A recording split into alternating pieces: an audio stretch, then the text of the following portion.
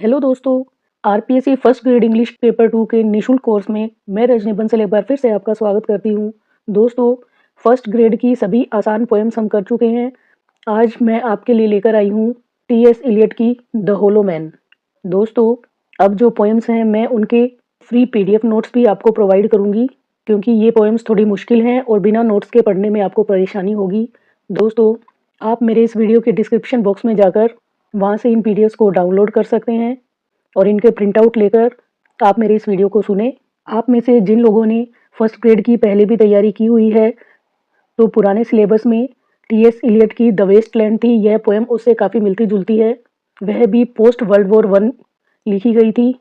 The Westland की तरह इस पोएम की थीम भी सेम है। तो आइए समय व्यर्थ न करते हुए चलते हैं द होलो मैन पर। The hollow man by T S. Elliot.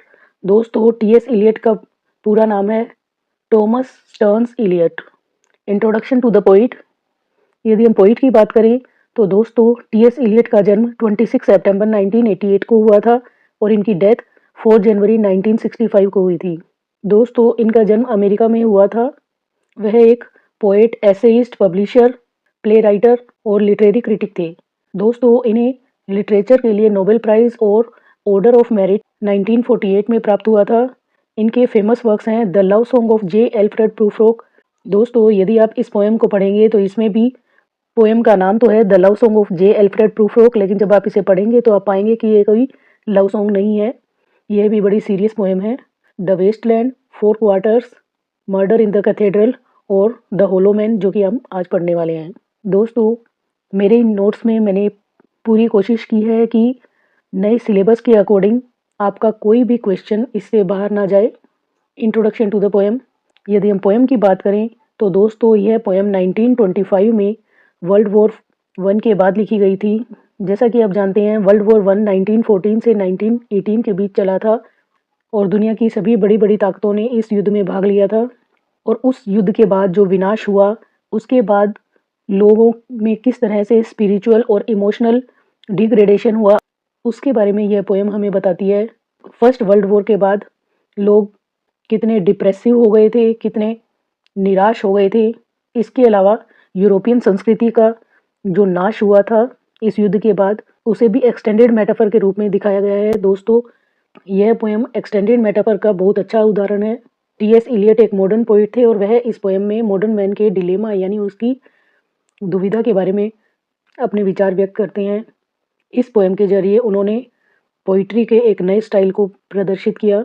T.S.. Elliot की पोएम्स की मेन थीम रहती है मॉडर्न मैन की मॉडर्न लाइफ से जुड़ी प्रॉब्लम्स। इस पोएम में भी इलियट ने प्योर इमेजरी को प्रस्तुत किया है और एक इमेज को दूसरी इमेज से इस प्रकार जोड़ दिया है कि इससे इलियट का एटीट्यूड और मूड दोनों ही पाठक को क्लियर हो जाते हैं। दोस्तों, प्योर इमेजरी का अर्थ है कि उन्होंने ऐसी इमेजेस रीडर्स के माइंड में क्रिएट कर दी हैं जो कि फर्स्ट वर्ल्ड वॉर के बाद की परिस्थितियों की छाप रीडर्स के माइंड पर छोड़ दी हैं। द होलो मैन सबसे अधिक फेमस मॉडर्न पोएम्स में से एक है। यह पोएम हमें बताती है कि किस प्रकार एक व्यक्ति की आत्मा भ्रष्ट हो जाती है और वह किस तरह खालीपन का जीवन व्यतीत करती है, जिसमें किसी भी तरह की आशा या फिर सार्थकता नहीं बची है। यह आध्यात्मिक रूप से भी मनुष्य की मृत्यु और निराशा को व्यक्त करती है। यह पोएम फ्री वर्स में लिखी गई है।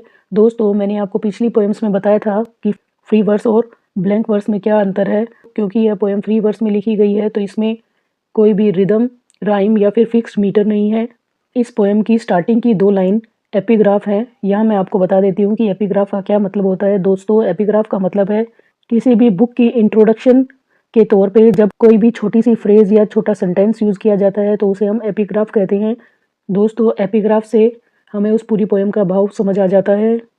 इसके अलावा इस पोएम में एल्यूजन का बहुत अधिक यूज़ किया गया है। एल्यूजन का मतलब है कि किसी भी पर्सन, इवेंट, थिंग या फिर किसी टेक्स्ट के पार्ट का इनडायरेक्ट रेफरेंस, यानी जहाँ पोइट बात तो किसी एक चीज़ की कर रहे हैं लेकिन उनका इशारा किसी दूसरी चीज़ की तरफ होता है। द होलो मैन टाइटल की बात करें तो दोस्तों, होलो का मतलब होता है वेकेंट। तो यह टाइटल से ही हमें पता चल जाता है कि इसमें ऐसे लोगों की बात की गई है जो देखने में तो अलाइव दिखते हैं लेकिन अंदर से वह खोखले हैं। उनके अंदर कोई भी स्ट्रॉन्ग बिलीफ्स नहीं है, उनमें करेज नहीं है और वो स्पिरिचुअल स्ट्रेंथ से भी विहीन है। आइए अब चलते हैं पोएम पर। दोस्तों यह पोएम 100 लाइन्स में लिखी गई है, जिसमें से स्टार्टिंग की 2 लाइन्स एपिग्राफ है जो 2 अलग अलग कॉन्टेक्स्ट को रिप्रेजेंट करती हैं। इसके अलावा लास्ट की 98 लाइन्स 5 सेक्शंस में डिवाइडेड हैं। तो आइए चलते हैं एपिग्राफ की फर्स्ट लाइन पर। मिस्टर कूड्स ही डेड। दोस्तों यह रेफरेंस जोसेफ कॉनरेड के नॉवल हार्ट ऑफ डार्कनेस से लिया गया है। जो मिस्टर कूड्स है वह एक अनएजुकेटेड स्पीकर है। यहाँ क्योंकि वह अनएजुकेटेड है, इलिटरेट है, तो वह मिस्टर को मिस्टा बोलते हैं। मिस्टर कूड्स एक यूरोपियन आइवरी ट्रेडर है।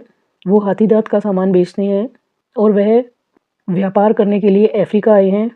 और दोस्तों जो मिस्टर कूड्स हैं वो ऐसे व्यक्ति हैं जिनके अंदर कोई भी सोल यानी आत्मा नहीं है। वह इमोशंस और स्पिरिचुअल वैल्यू से बिल्कुल परे हैं और इस तरह से वह एक होलो मैन है। यहाँ इस एपिग्राफ को देने के पीछे इलियट का लॉजिक है कि हम यह जान जाएं कि यह पोएम होलो मैन यानी ऐसे खोखले लोगों के विषय में है जो सभी तरह की भावनाओं से परे हैं और बहुत ही निष्ठुर लोग हैं। दोस्तों इसके एपिग्राफ की सेकंड लाइन है a penny for the old guy. Guy Fawkes नाम का एक गद्दार व्यक्ति था जिसने कुछ षड्यंत्रकारियों के साथ मिलकर इंग्लैंड पार्लियामेंट को बम से उड़ाने का प्लान बनाया था, लेकिन वह प्लान फेल हो गया था। दोस्तों जब भी पार्लियामेंट या फिर किसी महल या फिर किसी ऐसी बड़ी बिल्डिंग को बम से उड़ाने का प्लान बनता है तो उसे इंग्लिश लिटरेचर में गन पाउडर प्लॉट के नाम से जाना जाता है। तो दोस्तों यह गन पाउडर प्लॉट फेल हो गया था। गाय फॉक्स ने यह प्लान 5 नवंबर 1605 को बनाया था। इसलिए बच्चे प्रतिवर्ष 5 नवंबर को गाय फॉक्स के पुतले जलाते हैं और हर साल 5 नवंबर को गाय फॉक्स डे मनाया जाता है। दोस्तों बच्चे गलियों में घूम घूम कर पैसा इकट्ठा करते हैं ताकि वह गाय फॉक्स डे मनाने के लिए पटाखे और अन्य सामग्री एकत्रित कर सकें। और जब वो गलियों में पैसा इकट्ठा करने के लिए घूमते हैं तो घूमते घूमते वो चिल्लाते हैं a penny for the old guy, a penny for the old guy, यानी बूढ़े गाय फॉक्स के लिए एक पैसा दे दो। दोस्तों पेनी का दूसरा रेफरेंस भी हमें मिलता है।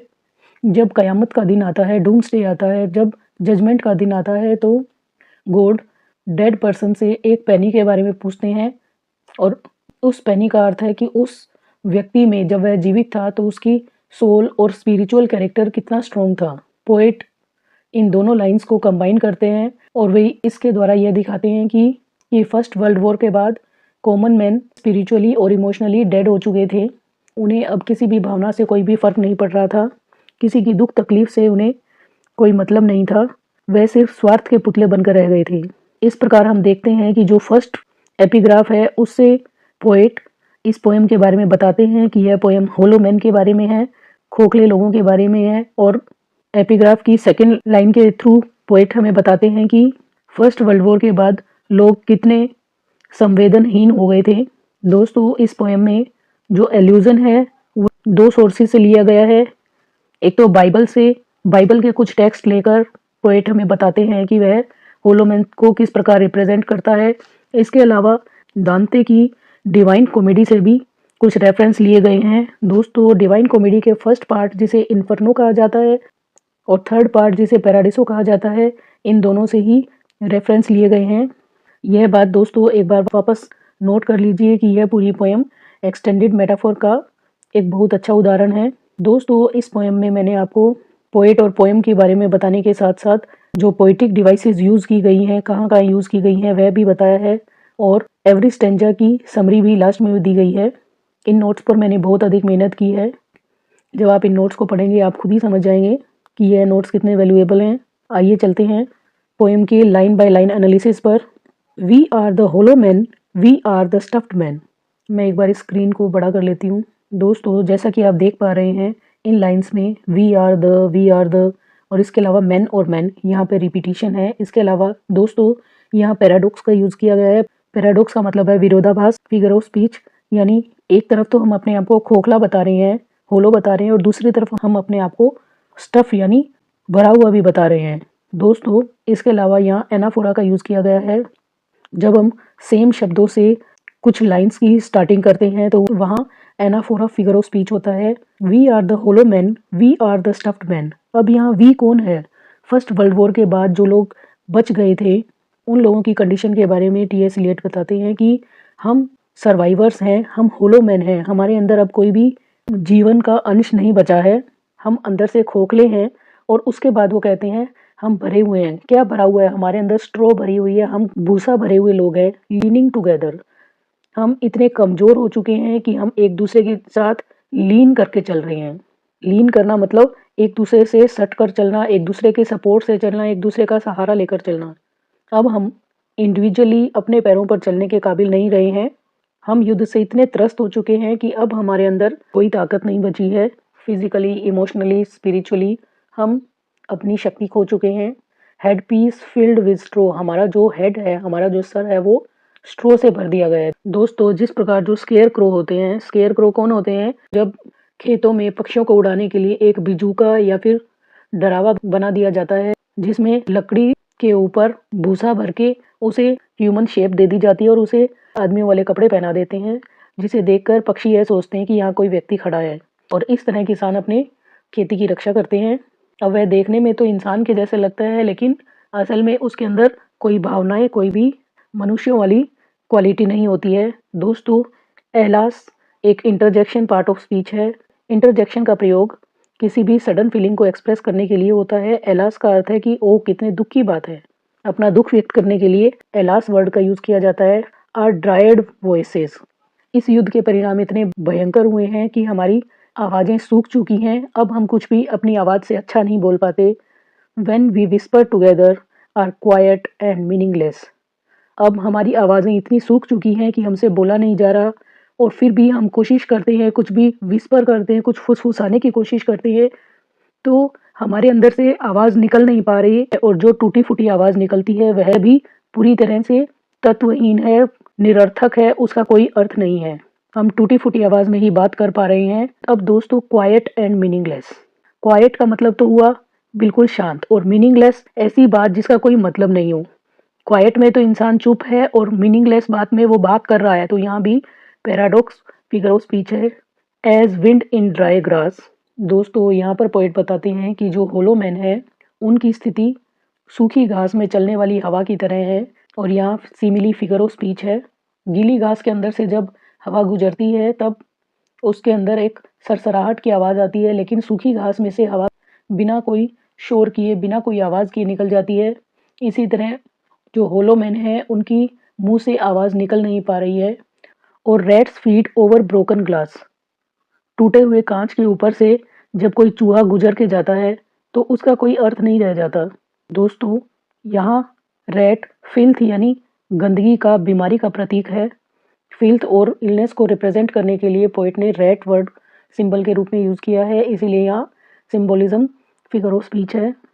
इन अ ड्राई सेलर, दोस्तों सेलर का अर्थ होता है underground rooms for storing things. जब बेसमेंट में कोई गोडाउन वगैरह बना दिया जाता है सामान रखने के लिए तो उसे सेलर बोलते हैं। तो जिस प्रकार किसी ऐसे स्टोर में जिसमें भूसा भर दिया गया हो, उसके अंदर मान लीजिए कोई ग्लास टूट गया है और उसके ऊपर से कोई चूहा गुजर के जा रहा है, तो उसका भी कोई अर्थ नहीं रहता, क्योंकि वह पूरी तरीके से पूरा रूम ही होलो है, पूरा रूम ही घास फूस से भरा हुआ है। तो जिस तरीके से किसी चूहे के गुजरने का और किसी ड्राई ग्रास में विंड के गुजरने का कोई अर्थ नहीं है, उसी तरह होलो मैन जो बातें करते हैं वह पूरी तरीके से मीनिंगलेस हैं।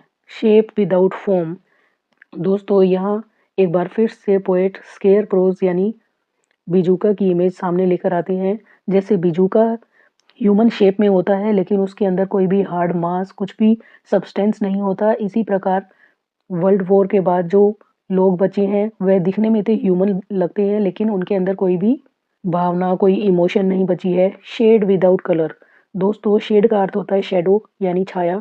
जिस प्रकार छाया का कोई रंग नहीं होता, उसी प्रकार उन लोगों की बॉडी से, उनके फेस से पूरी चमक, पूरी कांति जा चुकी है। वो हार्ड मास के सिर्फ पुतले दिखाई देते हैं, जो देखने में तो इंसान लगते हैं, लेकिन असल में उनके अंदर कुछ भी सार बचा नहीं है। पैरालाइज्ड फोर्स, पैरालाइज्ड का मतलब है जिसमें कोई भी स्ट्रेंथ नहीं बची हो, जिसे लकवा मार गया हो। उनकी जो फोर्स है, जो उनकी स्ट्रेंथ है, यदि वो किसी चीज़ के ऊपर ताकत लगाने की कोशिश भी करते हैं तो उनकी ताकत भी पूरी तरीके से शक्तिहीन हो चुकी है। Gesture without motion. दोस्तों, मोशन का मतलब होता है मूव करना, गति करना, और यदि वह कोई जेस्चर शो करते हैं, दोस्तों जेस्चर का मतलब होता है कोई भी हाव-भाव प्रदर्शित करना, तो वह कुछ बोलने की, कुछ हिलने की, कुछ करने की कोशिश करते हैं, तो उसका भी कोई अर्थ नहीं रह जाता, क्योंकि अब वो इतने कमज़ोर हो चुके हैं फिज़िकली, मेंटली, इमोशनली, कि अब उनके अंदर कोई भी मोशन भी शेष नहीं है। वह हिलने की कोशिश करते हैं, लेकिन वो उनसे हिला नहीं जाता, वह इतने वीक हो चुके हैं। तो दोस्तों, इन दोनों लाइन्स में विदाउट वर्ड की रिपीटिशन हुई है, जिसकी वजह से यहाँ पर रिपीटिशन फिगर ऑफ स्पीच है। दोस्तों, मैं आशा करती हूँ कि आपको मेरे नोट्स और मेरा पढ़ाने का तरीका पसंद आया होगा। सभी मुश्किल और कन्फ्यूजिंग वर्ड्स के मीनिंग भी इस पीडीएफ में मैंने ऐड किए हैं। कुल मिलाकर इस पीडीएफ को बनाने में इतना समय इसीलिए लगा है, क्योंकि एक तो मेरे पास कोई टीम नहीं है, मैंने इसमें राइटिंग, एडिटिंग, स्टाइलिंग सब कुछ खुद ही किया है, और दूसरा, किसी भी अच्छी कृति को तैयार करने में बहुत समय लगता है, और मैंने पूरी कोशिश यह की है कि इसमें कोई भी पॉइंट, कुछ भी इम्पोर्टेंट या फिर इवन सिंपल चीज़ भी कोई छूटनी नहीं चाहिए जो आपके एग्ज़ाम से रिलेटेड हो, जिसका 1% भी आने का चांस हो एग्ज़ाम में, क्योंकि आरपीएससी ने अब एग्ज़ाम का तरीका बहुत बदल दिया है। अब वह सुपरफ्लुअस नॉलेज की बजाय डीप नॉलेज को प्रेफ़र करती हैं, और उसी अंदाज में मैंने आपके लिए यह पीडीएफ तैयार की है। और दोस्तों, यदि आपको इस पीडीएफ को समझने में, किसी लाइन को, किसी वर्ड को समझने में कोई प्रॉब्लम आती है, तो आप कमेंट सेक्शन में कमेंट कर सकते हैं, और कमेंट करके मुझे यह भी ज़रूर बताइए कि आपको मेरे नोट्स कैसे लगे और मेरा टीचिंग स्टाइल कैसा लगा। तो आज के लिए इतना ही, तो शीघ्र ही मिलते हैं इसके नेक्स्ट वॉल्यूम में। और दोस्तों, आपको मेरे ये वीडियोस पसंद आए हैं तो आप मेरे चैनल लर्निंग 24/7 को आज ही सब्सक्राइब कीजिए, और उसके सामने जो बेल आइकन आता है उसे प्रेस करके ऑल पर क्लिक कर दीजिए, ताकि आपको सभी वीडियोस के नोटिफिकेशन समय पर मिल जाएं। Hit like, share and comment. Keep supporting me. Thanks for watching. Bye bye.